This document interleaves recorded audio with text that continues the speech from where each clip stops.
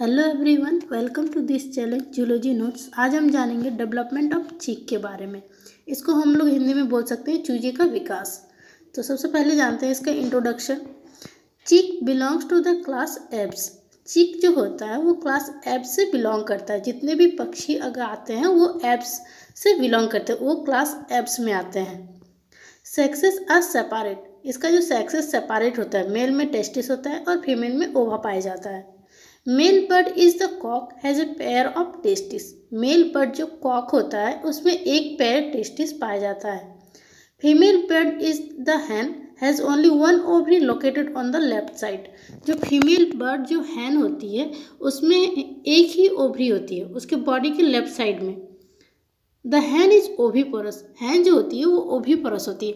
Oviparous उस animal को कहा जाता है जो एग ले करती है, जो एग बाहर ले करके उसका यंग वंस हैच करके बाहर प्रोड्यूस होता है, वैसे एनिमल्स को ओविपोरस कहा जाता है। Fertilisation is internal. फर्टिलाइजेशन जो होता है वो इंटरनल होता है, मतलब फर्टिलाइजेशन की प्रक्रिया जो होती है बॉडी के अंदर होती है।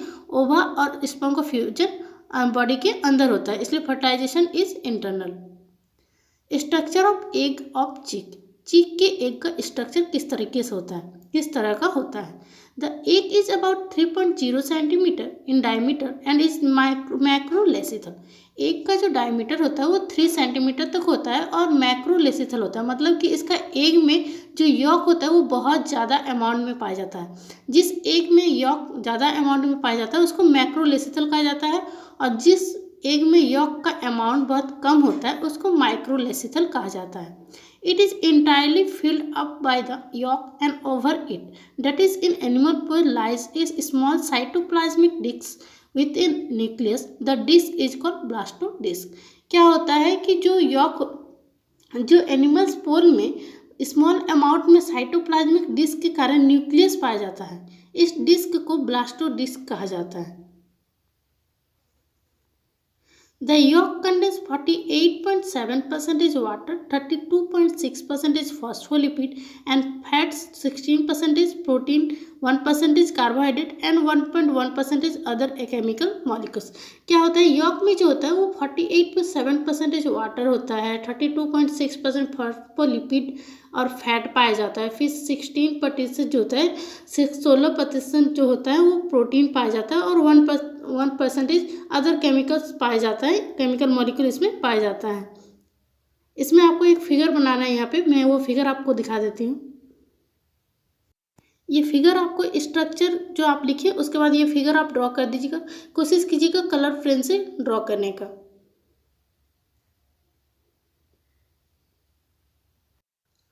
उसके बाद है fertilisation.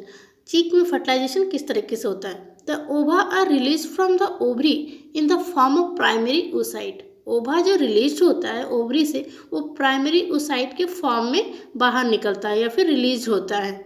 The second maturation division occur after ovulation in the oviduct.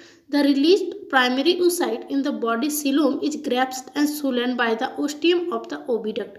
क्या होता है कि ओविडक्ट में ओव्यूलेशन होने के बाद सेकेंड मैच्योरेशन डिवीजन शुरू हो जाता है। प्राइमरी oocyte जो रिलीज होता है बॉडी में, सीलोम उसे ग्रैप्स हो जाता है और वो निकल लिया जाता है ओविडक्ट के ओस्टियम द्वारा। The secondary oocyte or ovum after second maturation division is surrounded by several sperms which enter in it polyspermy, but only one sperm succeeds in the fertilization process. क्या होता है ना कि सेकेंडरी oocyte और ovum जो होता है वो सेकेंड मैच्योरेशन डिवीजन के बाद वो घिरा होता है सेवरल स्पर्म से। जो इसका स्पर्म जो होता है ये 5 से 6 स्पर्म होता है जो बाद में इंटर कर जाता है पॉलीस्पर्मी के प्रोसेस में, लेकिन एक ही स्पर्म पूरा करता है फर्टिलाइजेशन के प्रोसेस को। The egg is laid 24 hours after fertilization and its further development take place when the egg is incubated by the female. Female के 24 आवर के बाद क्या होता है कि एग लेड किया जाता है। फर्टिलाइजेशन के बाद 24 आवर के बाद क्या होता है, एग ले किया जाता है हैन द्वारा, जो फिर एग आगे का डेवलपमेंट जारी रखता है फीमेल के इंक्यूबेशन के द्वारा। उसके बाद स्टार्टिंग होता है क्लीवेज का process. Cleavage is the division of egg into the blastomere. Cleavage पहला डिवीजन होता है जिसमें एग बदलता है ब्लास्टोमियर में। Cleavage start about 3 hours after fertilization while the egg is still in the hen's oviduct. Cleavage start हो जाता है फर्टिलाइजेशन के 3 घंटे बाद ही, जबकि तब वो हैंस के ओविडक्ट में ही होता है। तब मतलब क्लीवेज का जो प्रोसेस होता है वो हैन के बॉडी के अंदर ही होता है। 24 आवर बाद, फर्टिलाइजेशन के 24 आवर बाद हैन क्या करता है, एग ले करती है, लेकिन फर्टिलाइजेशन के 3 आवर बाद क्लीवेज स्टार्ट हो जाता है। मतलब हैन की बॉडी के अंदर ही क्लीवेज का प्रोसेस वो होता है। द क्लीवेज इज इनकम्प्लीट और मेरोब्लास्ट, जो क्लीवेज होता है वो इनकम्प्लीट होता है। इनकम्प्लीट तब बोला जाता है जब सेल्स जो होता है वो पूरा तरह से अलग नहीं होता है ब्लास्टोमियर में। ये सिर्फ रेप्टाइल और बर्ड में ही होता है। जितना भी इनकम्प्लीट क्लीवेज होगा वो रेप्टाइल्स में होता है और बर्ड्स में होता है। Arca pellucida, the pellucid central area that immediately surround a vertebrate embryo formed by discoidal cleavage। जो एरिया पेलुसिडा होता है, जो होता है उसमें प्लेसोडा सेंट्रल एरिया में वो सराउंडेड होता है वर्टिब्रेट एम्ब्रायो से, जो कि फॉर्म होता है डिस्कॉइडल क्लीवेज के द्वारा। इस टॉपिक में बहुत ही ज़्यादा थ्योरी है, बट आपको थ्योरी इतना ज़्यादा लिखने की जरूरत नहीं है, बस आप फिगर ड्रॉ कर दीजिएगा, क्योंकि एग्जाम में आपको टाइम भी उतना चाहिए होता है उतना थ्योरी लिखने के लिए। मैं बस इंपॉर्टेंट पॉइंट आपको लिखा दे रही हूँ और आप वो फिगर, मैं आपको जितना भी फिगर दिखाऊंगी वो फिगर आप ड्रॉ कर दीजिएगा, तो ये आपका इस टॉपिक में आपको मार्क्स बहुत अच्छा मिलेगा। ये फिगर आपको यहाँ पे ड्रॉ करना होगा। इसमें क्लीवेज के 4 स्टेज, 4 फॉर्म होते हैं। वो फ्यूरो किस तरीके से बदला जा रहा है वही फिगर वही आपको शो कर रहा है, तो ये आपको एग्जाम में आपको ये बनाना होगा।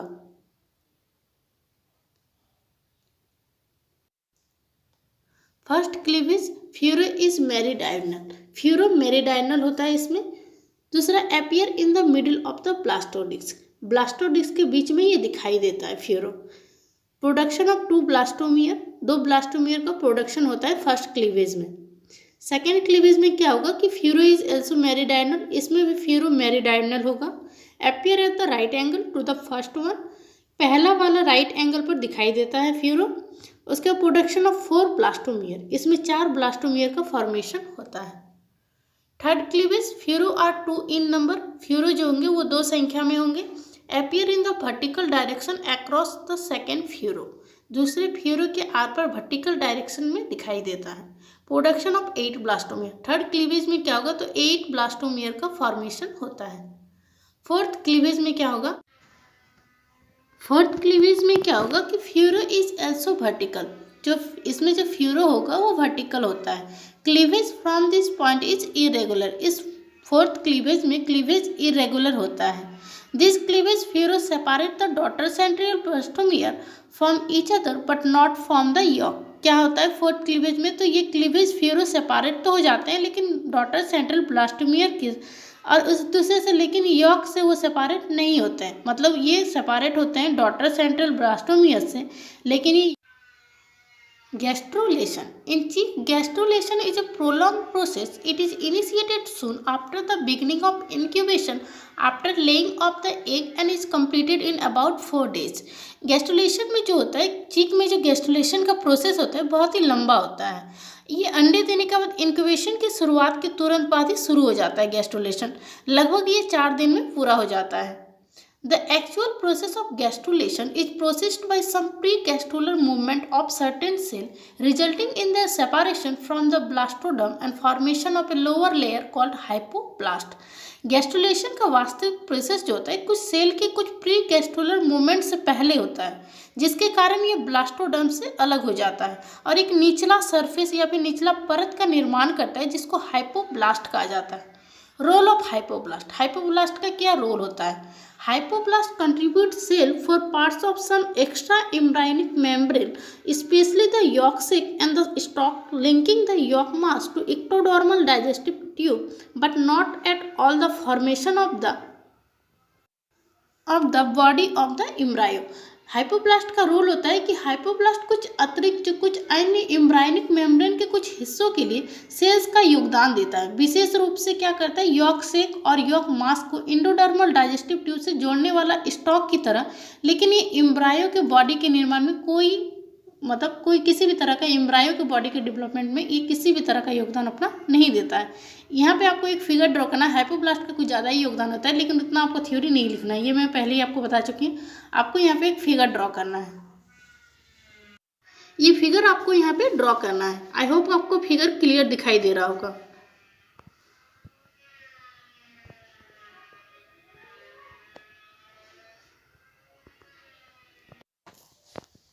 गैस्ट्रुलेशन प्रोसेस, फर्स्ट क्या होगा इसमें जो आपको बोला गया था टॉपिक में कि 3 जर्मिनल लेयर फॉर्मेशन।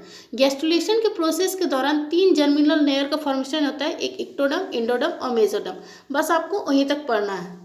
तो the process of the gastrulation process, पहला फॉर्मेशन ऑफ प्रिमिटिव स्टिक।